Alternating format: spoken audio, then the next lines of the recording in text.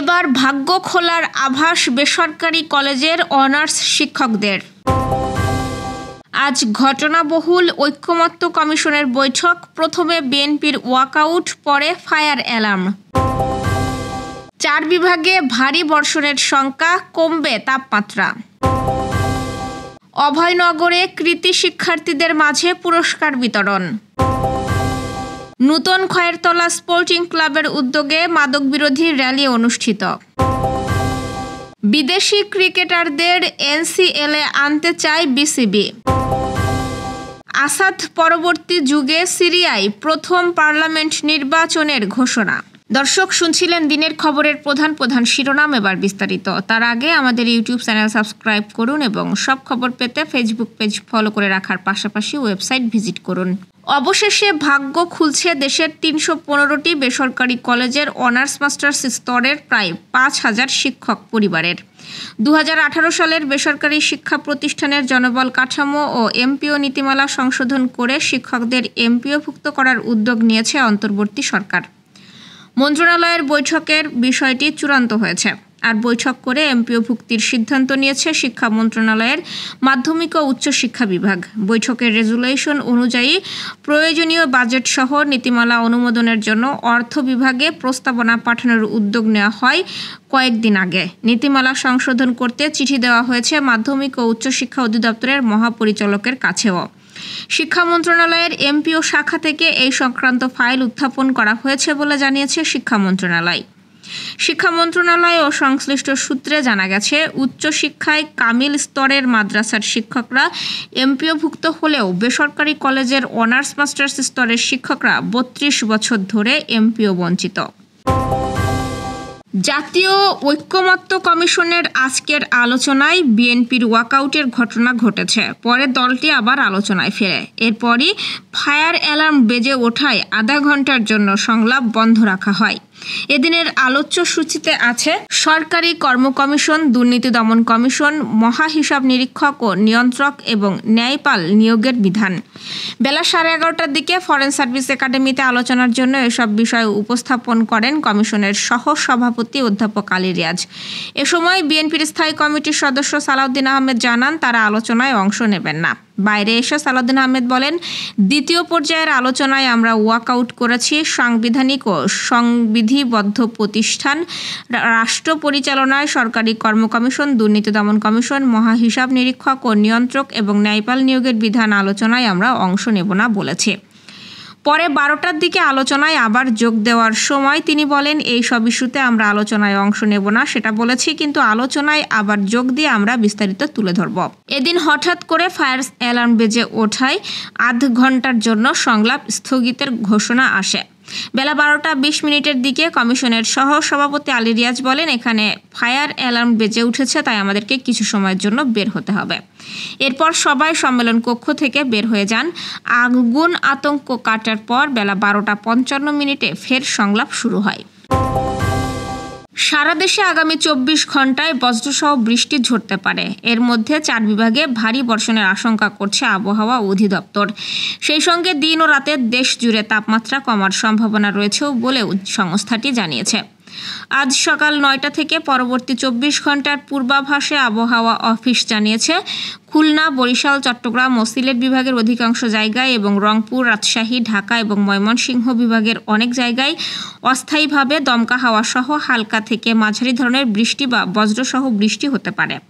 সেই সঙ্গে খুলনা, বরিশাল, চট্টগ্রাম ও সিলেট বিভাগের কোথাও কোথাও মাঝারি ধরনের ভারী থেকে ভারী বর্ষণ হতে পারে। পাশাপাশি সারা দেশে দিন ও রাতের তাপমাত্রা সামান্য কমার সম্ভাবনা রয়েছে। এদিকে আগামী 4 দিন এমন বৃষ্টি অব্যাহত থাকবে বলেও পূর্বাভাসে বলা হয়েছে। Performance based grants for secondary institutions scheme মাধ্যমিক ও উচ্চশিক্ষা অধিদপ্তর এবং শিক্ষা মন্ত্রণালয়ের আওতায় অভয়নগর উপজেলা মাধ্যমিক ও জেলা শিক্ষা অফিসের উদ্যোগে 2022 ও 23 সালের এসএসসি ও এইচএসসি পরীক্ষায় উত্তীর্ণ কৃতী শিক্ষার্থীদের মাঝে পুরস্কার বিতরণ করা হয়েছে। আজ সকালে উপজেলা পরিষদের সভাকক্ষে এই আয়োজন হয়। অনুষ্ঠানে 40 জন কৃতী শিক্ষার্থী, 40 জন অভিভাবক সদস্য, 20 জন প্রতিষ্ঠান প্রধান, 20 জন প্রতিষ্ঠান সভাপতি এবং 10 জন অন্যান্য ব্যক্তি সহ মোট 130 জনকে নগদ অর্থ, ক্রেস্ট ও সনদপত্র প্রদান করে সম্মানিত করা হয়। আয়োজনে প্রধান অতিথি ছিলেন মাধ্যমিক ও উচ্চশিক্ষা খুলনা আঞ্চলিক পরিচালক প্রফেসর ডক্টর আনিস আর রেজা, উপজেলা নির্বাহী কর্মকর্তা পার্থপ্রতিম শীলের সভাপতিত্বে এবং উপজেলা মাধ্যমিক শিক্ষা অফিসার শহীদুল ইসলামের সঞ্চালনায়। বিশেষ অতিথি ছিলেন খুলনা অঞ্চলের মাধ্যমিক ও উচ্চশিক্ষা বিষয়ক উপপরিচালক কামরুজ্জামান, নোয়াপাড়া সরকারি মহাবিদ্যালয়ের অধ্যক্ষ রবিউল হাসান এবং সহকারী কমিশনার ভূমি আবদুল্লাহ আল ফারুক। যশোরের নূতন খয়েরতলা স্পোর্টিং ক্লাবের উদ্যোগে সচেতনতা তৈরির লক্ষ্যে মাদক বিরোধী র্যালি অনুষ্ঠিত হয়েছে। ক্লাবের সভাপতি জুজ-জামান শান্তির সার্বিক তত্ত্বাবধানে এই কর্মসূচির আয়োজন করা হয়। রোববার খয়েরতলার ভাস্কর্যের মোড় থেকে শুরু হয়ে একটি সচেতনতামূলক র্যালিটি শহরের বিভিন্ন সড়ক প্রদক্ষিণ করে একই স্থানে এসে শেষ হয়। এতে অংশ নেন ক্লাবের সহসভাপতি তানজিউল হাসান অর্পণ, সাধারণ সম্পাদক মইনুল ইসলাম এবং সহসাধারণ সম্পাদক ফাহাতুল মাহিন ফুয়াদ সহ স্থানীয় যুব সমাজ, ক্লাব সদস্য, ছাত্রছাত্রী ও সাধারণ মানুষ। বাংলাদেশের ঐতিহ্যবাহী প্রথম শ্রেণীর টুর্নামেন্ট ন্যাশনাল ক্রিকেট লিগকে আরও প্রতিযোগিতাপূর্ণ করতে আবারও বিদেশি ক্রিকেটারদের অংশগ্রহণের অনুমতি দেওয়ার কথা ভাবছে বাংলাদেশ ক্রিকেট বোর্ড। চলতি বছরের 15 অক্টোবর থেকে 30 নভেম্বর পর্যন্ত অনুষ্ঠিত হবে এনসিএল। দীর্ঘদিন ধরে এই লিগে বিদেশি ক্রিকেটার না থাকলেও একসময় প্রতিটি দলে একজন করে বিদেশি ক্রিকেটার খেলার সুযোগ পেতেন। এবার সেই ব্যবস্থায় ফিরিয়ে আনার উদ্যোগ নিয়েছে বিসিবি।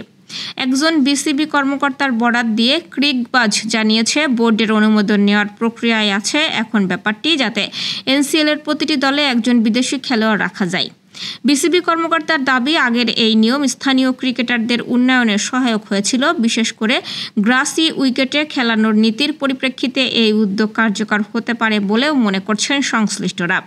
তিনি আরও বলেন, আমরা এখন এনসিএল-এ ঘাসযুক্ত পিচ তৈরি করি। যদি কোনো দলে একজন দক্ষ বিদেশি পেসার থাকে তাহলে সেটা স্থানীয় ব্যাটারদের স্কিল ডেভেলপমেন্টে সহায়ক হবে। বাশার আল আসাদের পতনের পর সিরিয়ায় নতুন সরকারের অধীনে প্রথমবারের মতো সংসদীয় নির্বাচন অনুষ্ঠিত হতে যাচ্ছে। দেশটির নির্বাচন প্রক্রিয়া পরিচালনার দায়িত্বপ্রাপ্ত সংস্থার প্রধান জানিয়েছে, সেপ্টেম্বরে সিরিয়ায় সংসদীয় নির্বাচন অনুষ্ঠিত হবে। পিপলস অ্যাসেম্বলি নির্বাচনের উচ্চ পর্যায়ের কমিটির চেয়ারম্যান মোহাম্মদ তাহা আল আহমাদ রোববার রাষ্ট্রীয় সংস্থা সানাকে বলেছেন, 15 থেকে 20 সেপ্টেম্বরের মধ্যে নির্বাচন অনুষ্ঠিত হবে। সংবাদ মাধ্যম আল জাজিরার প্রতিবেদনে বলা হয়েছে, ডিসেম্বরে বিদ্রোহীদের এক আকস্মিক অভিযানে সাবেক স্বৈরশাসক বাশার আল আসাদের পতনের পর দেশটির নতুন সরকারের অধীনে এই প্রথম জাতীয় নির্বাচন অনুষ্ঠিত হতে যাচ্ছে। 210 আসনের এই সংসদের 1/3 সরাসরি নিয়োগ দেবেন দেশটির অন্তর্বর্তীকালীন প্রেসিডেন্ট আহমেদ আল শারা। বাকি আসনগুলো নির্বাচনের মাধ্যমে পূরণ করা হবে। সম্প্রতি এক সাক্ষাৎকারে নির্বাচন কমিটির আরেক সদস্য হাসান আল দাগিম বলেন, নির্বাচিত আসনের জন্য ভোট নিতে সিরিয়ার প্রতিটি প্রদেশে একটি ইলেকটোরাল কলেজ স্থাপন করা হবে। দর্শক, এই ছিল দুপুরের আয়োজন। রাতের খবর দেখার আমন্ত্রণ রইল। সেই সঙ্গে এতক্ষণ সাথে থাকার জন্য ধন্যবাদ।